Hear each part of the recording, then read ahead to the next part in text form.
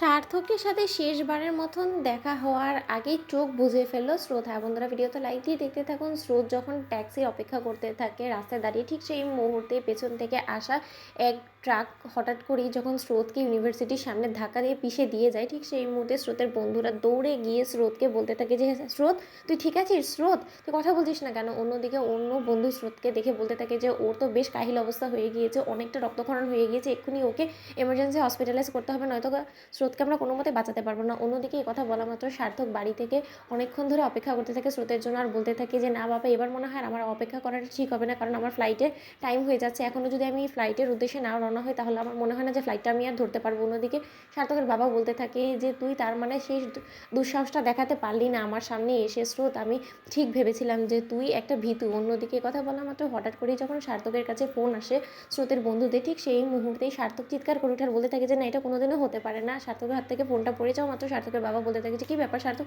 কোনো দুঃসংবাদ শুনেছিস? তুই এরকম করছিস কেন? বল, তুই কথা বলছিস না কেন? অন্যদিকে সার্থকের চোখে জল দেখে সার্থকের পিছু পিছিয়ে বলতে থাকে যে দাদা, এবার কিন্তু আমার মনটা বড্ড বেশি কু গাইছে, তুমি তো বরঞ্চ জিজ্ঞেস করো না তোমার ছেলেকে কী হয়েছে। সার্থক, তুই বলবি আমাদেরকে?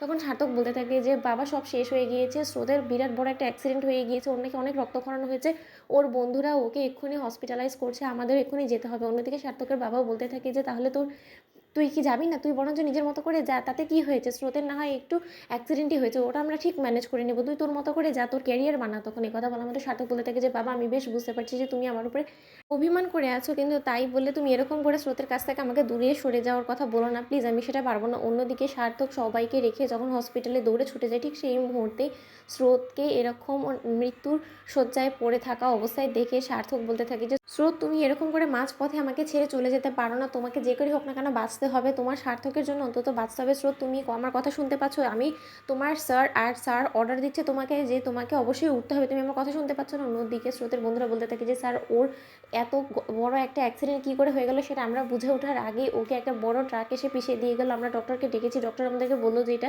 পুলিশ কেস, যতক্ষণ পর্যন্ত পুলিশ তাদেরকে পারমিশন দিচ্ছে ততক্ষণ পর্যন্ত তারা নাকি কোনো মতে ট্রিটমেন্ট শুরু করবেন না। অন্যদিকে সার্থক বলতে থাকে যে তাহলে তোমরা এই হসপিটালে কেন এনেছো? ওর ট্রিটমেন্ট আমার হসপিটালে হবে, সেই হসপিটালে ওকে বেস্ট ট্রিটমেন্ট দিয়ে আমি যত শীঘ্রই সম্ভব সুস্থ করে তুলব। অন্যদিকে সার্থকের বাবা বলতে থাকে যে কোনো মতে আমি আমার ছেলের বউকে এখানে রেখে মারতে চাই না, আমি এক্ষুনি আমার হসপিটালে নিয়ে যাব। অন্যদিকে পুলিশ চলে আসা মাত্র বলতে থাকে যে দেখুন স্যার, এটা সরকারি হসপিটালে ওনার ট্রিটমেন্ট হবে, কারণ এটা পুলিশ কেস হয়েছে। তখন এই কথা বলা মাত্র সার্থকের বাবা বলতে থাকে যে ওই কোর্ট কাছারির ভয় আমাকে দেখাবেন না, কারণ আমি কোনো মতেই ওই কোর্ট কাছারির ভয় একদম পাই না, তাই আমার যেটা ভালো মনে হবে আমি সেটাই করব। অন্যদিকে স্রোতকে যখন নিজেদের হসপিটালে সার্থক ট্রান্সফার করে, ঠিক সেই মুহূর্তেই সার্থক ডক্টরদের কাছে হাতে পায়ে ধরে বলতে থাকে যে ওকে বেস্ট ট্রিটমেন্ট দেওয়ার চেষ্টা করবেন প্লিজ, আমি ওয়েট করছি। তো বন্ধুরা, ভিডিওটি ভালো লাগলে লাইক এবং শেয়ার করে সাবস্ক্রাইব করতে ভুলো না।